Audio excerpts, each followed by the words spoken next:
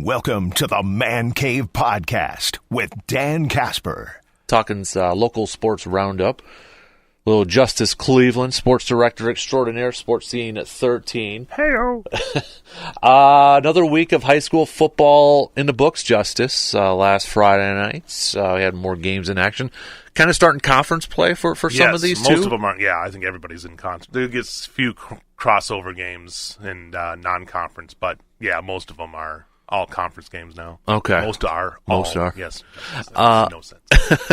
So we had, Memorial was at home? Was that Marshfield? Marshfield, yep. Okay. Got a lead, and then Marshfield just kind of turned it on there and kind of built up a lead and just got the momentum going the whole rest of the game. So okay. Tough one for Memorial there. That North got its first win up in Superior, so they'll both meet at Carson Park on Friday night. So the inner city rivalry, yes, over there. And Memorial obviously wants that first win. Right. North wants another win to kind of keep maybe building something and have a chance to make a run possibly for the playoffs. So it's a big game for both these teams. Really, It is. I mean, kind of make a break either way for both of them. So I think that'll be obviously always a fun matchup when you have the inner city rivalry. But I think a little spice to it there when you think of kind of the repercussions that come with that game. So, exactly. And Big Rivers wise, we saw Rice Lake go to Menominee, get a win, and continue to just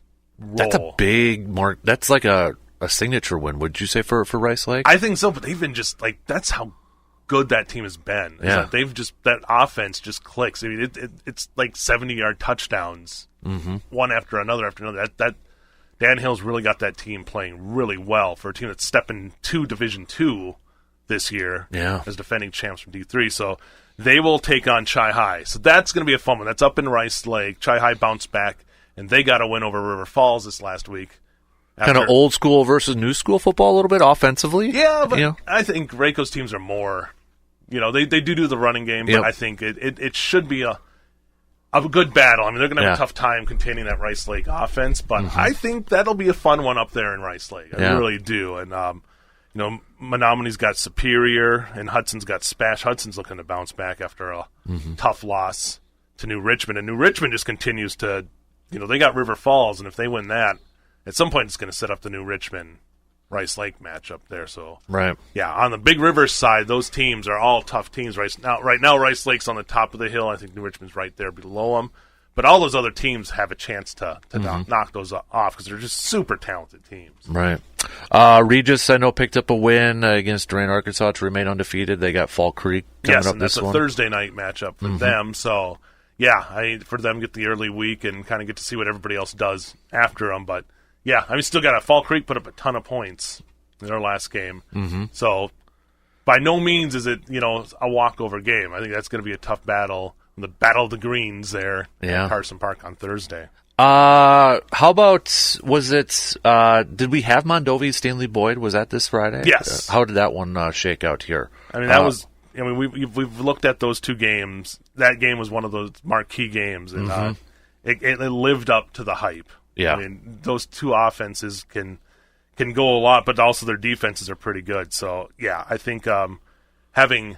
Yeah, Stanley Boyd picking up the victory in that one. But Mondovi putting up a tough performance, and they were right there at the end. 18-12? Yeah, it's kind of a good throwback game for two teams that can put up a lot of points. But I think that's what So Stanley Boyd's sitting right there, and I don't know what week I'd have to look it up, but whenever we get the Stanley Boyd Regis matchup, I actually have Regis scheduled because I know Regis plays Mondovi right after Fall Creek. So this is Regis. They got Fall Creek, Mondovi, Stanley Boyd.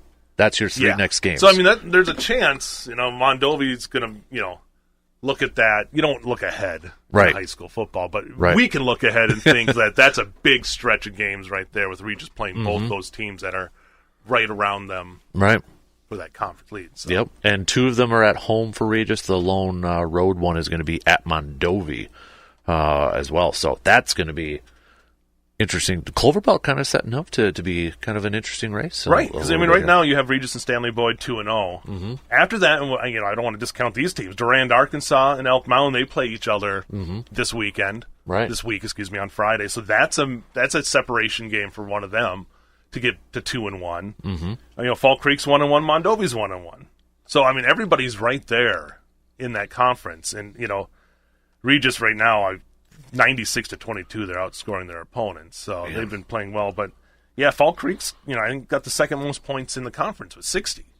So there's, I give Fall Creek a puncher's chance in this one, a fighter's chance. So on Thursday night, we'll see what can happen. But, yeah, Regis has been playing some great football. I got to see them against Elk Mound the week before. And, yeah, that's an offense that, per usual, you don't know where the ball's going, but you have 5 talented guys that are probably going to have a chance to get the ball on every play, if not, the way they do it there. So, yeah, I think that'll be a fun matchup on Thursday. And a little rivalry matchup between those two. Those two teams, I think, if Fall Creek, if they had to pick their number one rival, to me, from just my 14 years here, Regis would be that number one rival. I think so, yeah. I was going to kind of say the same thing there, too. So I know some other scores, too. Oliva Strum just edging out Melrose Mindoro 22-21.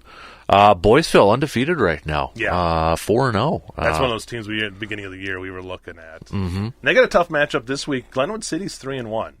So it'll be a test for Boyceville on the road, I believe, at Glenwood City. So we'll see how kind of a regional rivalry there too. Just two neighbors battling each other, both winning records. So that should be a fun one. I know 8-man football too. Owen Withey with a big win over McDonald Central, 58-27. Yeah, big one there. And they got Thorpe this week. So speaking of rivalry games, another one just right down the road from each other, and then McDonald and Gilman. Gilman at McDonald, so that'll be another fun 8-player game. So those two right there. Gilman just put up 75 against Cornell, 75-0. Yeah, last week. McDonald's, probably as one of the top teams, I feel like in 8-player, getting matched up in back-to-back weeks against 2 top teams in 8-player as well. So see how they bounce back against Gilman. Right.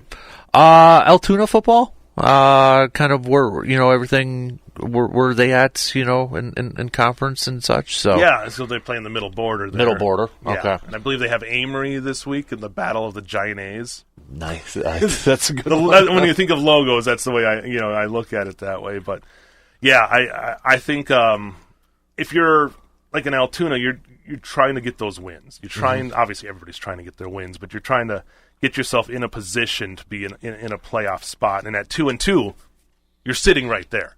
So this is a big game against Amory. They just suffered a tough loss to St. Croix Central on Friday, 43-20. St. Croix Central's a good team, and for Altoona to they put up 16 points in the fourth quarter to get back into that game. You've got Amory, then you got Baldwin Woodville, and then Ellsworth is a big one. Ellsworth is just a machine so far. So if you're Altoona, I think this is a big game to get that third win and. Again, just try to stay around 500 and get above 500 and have a chance to make the playoffs because I think Altoona has some talented athletes in there, and if they can stay healthy, they have a chance at a playoff run. Right. Staying with football, but just going over to the Blue Golds here quick because I know we're kind of running out of time here, but Blue Golds, they were down early against Coe College in that game, but they made a heck of a comeback in that thing. Ended up going to overtime, double overtime there. They did fall a little bit there, but again, I think a team, a program that we feel like is on the rise, with Coach Erickson at the helm there. Don't like to say that can you take positives away from a loss, but did this game kind of tell you anything about, where this program is heading? Oh, I think it told you a lot. I think to be down to a national, team that was one of the national ranked teams, to come back in the second half. Because I honestly, I looked at the halftime score and I was doing stuff around, and then I'm like, oh, that's going to be tough to battle back. And then when I flipped it on again, all of a sudden they're headed to overtime. So I think that was you don't want to say statement because you didn't end up winning the game, but I think that's a game you can look back on and say, okay, this is where we were last year. We went to Coe College. They blew the doors off of us. They came to our house and escaped with a win. Blue Golds had a chance to win it with a field goal in regulation or take the lead in field goal in regulation. Went to overtime, had their chances. Couldn't do it, but Cole very much escaped with a win because the Blue Golds were putting up a great performance. So I think going forward, I think it shows the steps that this team is making and where they were from last year to this year. So I think it was a big performance by the Blue Golds. Again, you wish you had the win, but I think that was a great showing to people to say, hey, this isn't what this is a different Blue Gold squad. Yeah. This is a team that is on the rise. Yeah, because I think a lot of times, for a lot of teams, you're down by that much early on. Maybe there's not that much fight left. Yeah. That team battled back, and, man, it made it really close. We're this close to be talking about a 2-0 start for the Blue Golds. I mean, to me, that's as close. I mean, going back to when they beat St. Thomas. Yeah. I mean, that was a big win for them. I think this almost might be, to me, even bigger, even though it wasn't a win. Because this is a team you had just played last year. Right. Got blown out. And showing what you can do against them, I think it's going to be big for the rest of the year. To kind of wrap it up, we only got a couple minutes here. Blue Gold Volleyball opening up at the Sonntag Center, the Sandy Schumacher Memorial. They went 3-0. Yeah. This is a young team, but you look at what they're 6 wins in a row, including a win against Gustavus Adolphus, which is a ranked team. I know, heading in, they talked about their youth, but they're 8-3 right now, and they've won 6 in a row here. And they open conference play at Stevens Point, which will be a really good test for them right off the bat. And watching that team and getting a chance to see them, they're going to scrap.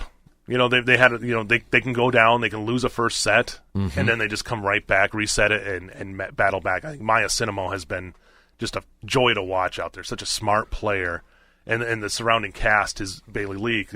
This is a talented team, young team, but we're watching them grow and get to that point where I think they're going to really make some noise here in conference play. Yeah, that's.